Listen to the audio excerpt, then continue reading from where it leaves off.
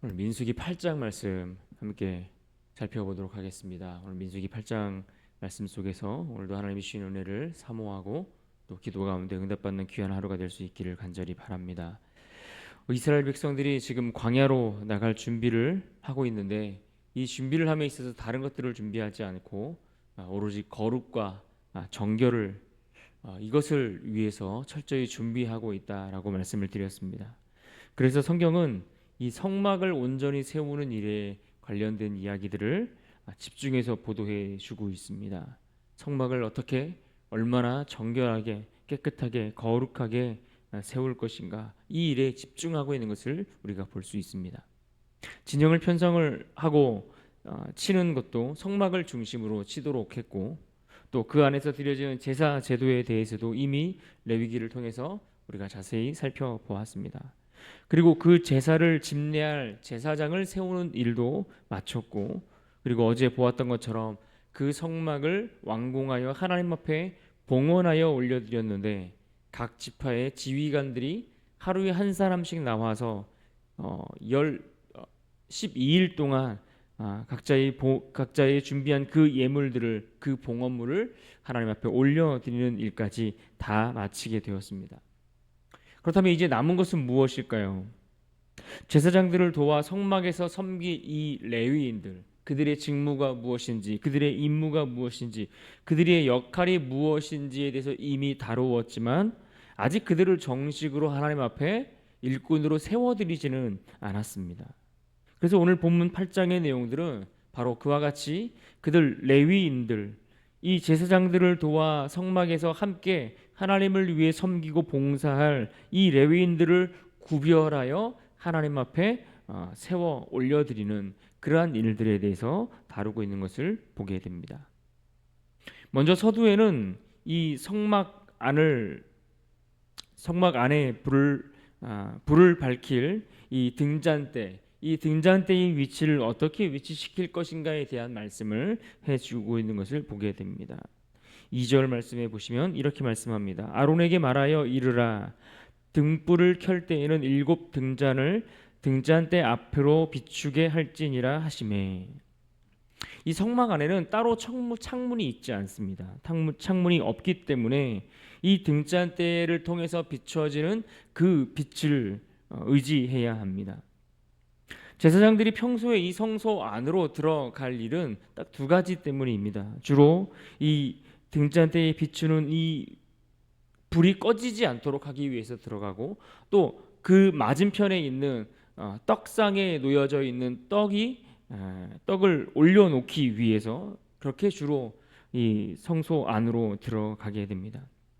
등잔대가 비추는 이 방향은 그 맞은편에 있는 떡상의 떡을 비추게 됩니다. 이 등잔대의 빛을 세상 가운데서 우리를 인도하시는 하나님의 그 밝은 빛 주님의 빛을 의미한다고 한다면, 이 떡상에 올려드려 있는 떡은 우리를 먹이시고 공급하시는 것을 의미하는 것을 알 수 있습니다. 그래서 그 빛을, 우리의 길을 비춰 주시는 그 빛이 실제로 우리의 먹이와 우리의 먹을 것과 우리의 공급함을 의미하는 그 떡상을 비추고 있다라는 것은 우리의 양식이 단순히 육의 양식이 아닌 그 양식으로 하여금 생명의 양식이 되게 한다라는 의미가 이 안에 담겨 있는 것입니다. 주님께서 비춰주시는 그 빛이 우리를 인도하시는데, 그 인도하는 빛이 우리가 먹을 그 양식을 비춰줌으로써 그것이 우리에게 생명의 양식이 되도록 한다라는 것이죠. 그래서 주님이 이 땅에 오셨을 때에도 자신을 가리켜서 요한복음에 뭐라고 말씀하셨습니까? 내가 세상의 빛이다 라고 말씀하셨고, 또한 내가 세상의 생명의 떡이 되신다라고 말씀하셨던 것을 우리가 기억해 볼 수 있습니다. 그리고 이어지는 오늘 5절 이하에서 드디어 이 레위인들을 정결하게 구별하여 하나님 앞에 세워드리는 그러한 내용들을 우리가 볼 수 있습니다. 5절과 6절 말씀에 이렇게 이야기합니다. 여호와께서 모세에게 말씀하여 이르시되 이스라엘 자손 중에서 레위인을 데려다가 정결하게 하라. 지금 레위인을 데려다가 정결하게 하라라고 말씀하시는 분이 누구입니까? 하나님이십니다. 레위인을 데려다가 정결하게 하라라고 하나님께서 명령하셨습니다. 그러니까 지금 이 레위인을 이 성막에서 일할 수 있는 일꾼으로 세우시는 분은 다른 이가 아닌 바로 하나님이시라는 사실을 우리가 기억해야 합니다. 하나님께서 그들을 택하여 부르셨고 그들을 택하여 구별하셨고 그들로 하여금 온전히 주를 위해 헌신하고 일할 수 있도록 부르시고 명령하셨다라는 이야기입니다. 우리가 이것을 아는 것은 굉장히 매우 중요한 일입니다. 왜냐하면 우리가 오늘날 교회 안에서 주를 위해 세워진 모든 일꾼들은 사람이 세운 것이 아니라 하나님이 세우신 것이기 때문에 그렇습니다. 주를 위해 헌신하는 일꾼들, 주를 위해 부름받아 충성하는 일꾼들, 그 모든 일꾼들은 사람이 세우는 것이 아니라 하나님께서 부르시고 하나님께서 주의 일을 위해 세우신다라는 것을 우리는 기억해야 합니다. 그래서 우리 교회 안에 세워지는 모든 일꾼들 한 사람 한 사람은 그저 사람이 지명해서 사람이 불러서 주를 위해 헌신하고 일하는 것이 아니라 오로지 하나님의 부르심 가운데 하나님께서 택하신 자들로 하나님의 일을 위해 세움받았다라는 사실을 우리가 기억해야 할 것입니다. 그렇다면 이처럼 하나님께서 택하셔서 그 부르심을 받은 사람, 그 부르심을 통해 세워지는 이 레위인들은 어떻게 준비되어야 하겠습니까? 오늘 말씀에 보면 가장 먼저 그가 준비되어야 할 모습은 바로 자신의 몸을 정결하게 하는 일이었습니다. 7절 말씀을 볼까요? 7절에 이렇게 말씀합니다. 너는 이같이 하여 그들을 정결하게 하되 곧 속죄의 물을 그들에게 뿌리고 그들에게 그들의 전신을 삭도로 밀게 하고 그 의복을 빨게 하여 몸을 정결하게 하고. 그러니까 그들 레위인들 그들의 몸을 가장 먼저 정결하게 하는 일이 우선되었다라는 이야기입니다. 레위인들은 몸을 들여서 하나님 앞에 일하는 자들이죠. 그들의 몸을 들여서 그 몸으로 하나님 앞에 충성하고 헌신하고 봉사하는 이들입니다. 성막에 있는 그 모든 기구들을 다루고 옮기고 이동하고 이러한 모든 일들은 그의 몸을 통해서 되어지는 일들 아니겠습니까? 그래서 몸을 들여 하나님께 영광을 올려드리는 자들이 바로 이 레위인들인 겁니다. 그래서 자기 몸을 들여 하나님을 섬기고 자기 몸을 들여 맡기신 그 사명을 감당하는 자들이었기 때문에 그래서 그들의 전신의 몸에 털을 먼저 밀게 하셨고 또 의복을 빨도록 말씀하고 있는 것을 보게 됩니다. 여기서 속죄의 물을 뿌리라 라고 이렇게 표현했는데 이 속죄의 물이라는 표현은 문자적으로 보면 죄의 물이라고 할 수 있습니다. 그래서 이 물을 뿌림으로써 정결케 했다라는 이야기입니다. 마치 장차 오실 주님께서 우리를 위해 흘려주시는 보혈의 피, 그 보혈의 피가 우리 영혼 가운데 뿌려짐으로 우리가 정결케 되어지는 것과 같이 그와 같은 모습을 예표해주는 하나의 장면이다라고 볼 수 있습니다. 이처럼 물이라는 것이 성경에 보면 종종 죄를 씻고 정결하게 하고 하나님의 사람들을 일꾼들을 세우고 이러한 일들에 사용되는 것을 보게 됩니다. 제사장을 위임할 때도 이와 같이 물을 뿌리는 일들이 있었고 또 문둥병과 유출병 이러한 질병에 걸렸다가 나음을 얻었을 때에도 그들을 정결하기 위해 이와 같이 물을 뿌리는 것을 보게 됩니다. 이러한 모습을 통해서 우리가 알 수 있는 것은 무엇입니까? 우리가 하나님 앞에 일꾼으로 세워지고 쓰임받기 위해서 가장 먼저 준비되어야 할 것이 있다면 우리의 모습이 정결하게 거룩하게 깨끗하게 준비되는 것, 이것이 가장 먼저 필요하다라는 이야기입니다. 하나님 앞에 우리가 정결하게 거룩하게 깨끗하게 준비되지 않으면 하나님의 일꾼으로 세워질 수 없다라는 이야기입니다. 그래서 우리의 마음과 우리의 심령이 우리의 영혼이 하나님 앞에 정결하게 준비되어 있는 것, 이것이 우리가 일꾼으로 주님 앞에 세워짐에 있어서 가장 필요하고 중요한 일이 되는 것입니다. 그렇게 하고 난 이후에, 그렇게 자기 몸을 정결하게 하고 난 이후에 그들이 예물을 올려드리게 됩니다. 수송아지 2마리로 번제물과 속죄제물로 드리게 되고 기름 섞인 고운 가루로 소제물을 올려드리는 것을 보게 됩니다.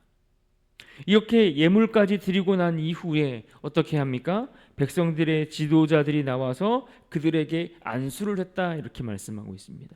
10절 말씀을 봅니다. 10절에 이렇게 말씀합니다. 레위인을 여호와 앞에 나오게 하고 이스라엘 자손이 그들에게 안수하게 한 후에 백성들의 지도자들이 나와서 이 레위인들에게 안수했다라고 했습니다. 왜 그렇습니까? 뒤에도 나오겠지만 그들을 대신하여, 다시 말해 이스라엘 자손들을 대신하여 섬기는 일이기 때문에 그들이 안수하고 있는 겁니다. 그렇게 백성들의 지도자들이 그들에게 안수한 이후에 비로소 아론이 이 레위인들을 여호와께 올려드리는 모습을 보게 되죠. 12절과 13절을 보겠습니다. 레위인으로 수송아지들의 머리에 안수하게 하고 내가 그 하나는 속죄 제물로 하나는 번제물로 여호와께 드려 레위인을 속죄하고 레위인을 아론과 그의 아들들 앞에 세워 여호와께 요제로 드릴지니라. 여러분, 이렇게 세워지는 레위인들에 대하여 성경은 하나님께서 아론과 그의 아들들에게 이 레위인을 취하여 주었다라고 이렇게 표현하고 있는 것을 봅니다. 19절 말씀을 보겠습니다. 내가 이스라엘 자손 중에서 레위인을 취하여 그들을 아론과 그의 아들들에게 주어 그들로 회막에서 이스라엘 자손을 대신하여 봉사하게 하며 또 이스라엘 자손을 위하여 속죄하게 하였나니 이는 이스라엘 자손이 성소에 가까이 할 때에 그들 중에 재앙이 없게 하려 하였음이니라.